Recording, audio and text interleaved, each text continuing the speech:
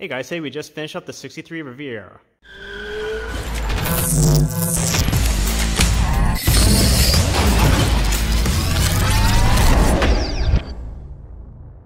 So this car has a full sound system and security system in it with GPS tracking. So we did a basic Pioneer PRS-80 in it.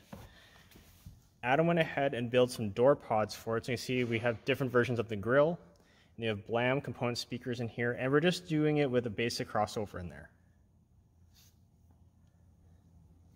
We ran a bunch of wiring, and we also have a 6.5 coaxial back here between the rear seats using the factory grille with a custom adapter. Now what's interesting for this year is they figured out a lot of things. We have power windows, power seat, and even the wind sails have power, but the mirrors are manual and never had power door locks. I think they didn't know how to do certain things for actuation till maybe a decade or so later. So we did have to put in power door locks into the car as well.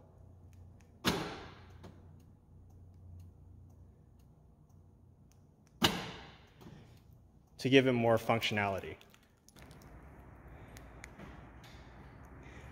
Now another tricky thing is, remember, when we're doing the security systems in these cars, there's no wiring. You have to test everything.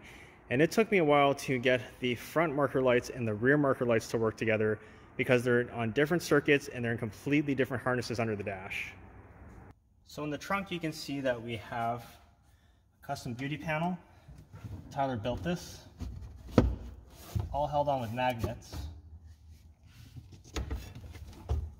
Now exposing our mounts, our JL Audio 5 channel. All the wiring that I did is here, off to the sides, nice and clean. But we have super serviceable vehicle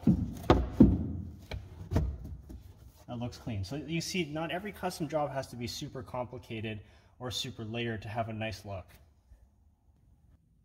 You can see we have the Bluetooth mic up in the headliner, and one thing I'm learning working on more of these cars, the trim panel can be a bit of a challenge, and a lot of times what we'll do is we'll use a dowel. I use a straight pick to help line up the holes, because modern cars, they've engineered that the panels help you align and center with their pins, and they have guide pins.